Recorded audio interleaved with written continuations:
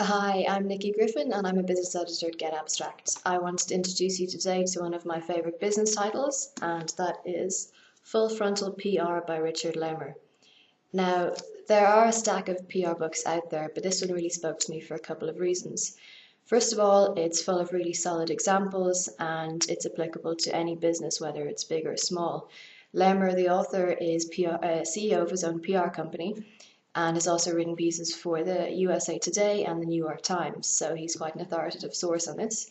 And then secondly, he also writes very passionately and enthusiastically, so it's hard to read the book and not feel motivated to go and put some of these tips into action.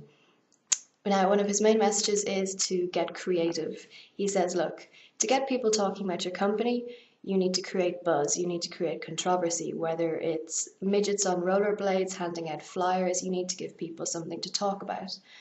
He also says to think big. What would it take to get your logo on the side of a NASA space shuttle?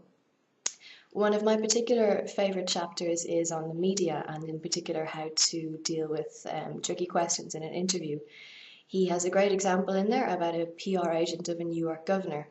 This guy is called Mike, and Mike found his job quite difficult sometimes because of his governor's colourful personal life, we'll call it. At the time of her campaign, she had money missing from her funds, and also her marriage was going through a rough patch.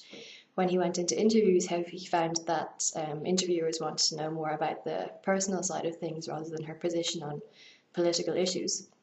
And so in one particular interview, the interviewer asked him whether the governor had ever slept over at her office to avoid going home to her husband. To which he replied, and this is rather a good one to bring it back to the topic, he said, look, here in Albany, New York, the governor has vowed not to sleep a wink until any constituents with cancer have been given a check by their insurance company.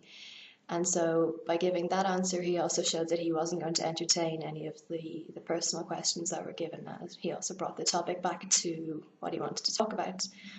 So if this book sounds like it appeals to you, you can check it out on our website. We have the summary for free, and that's at getAbstract.com/YouTube.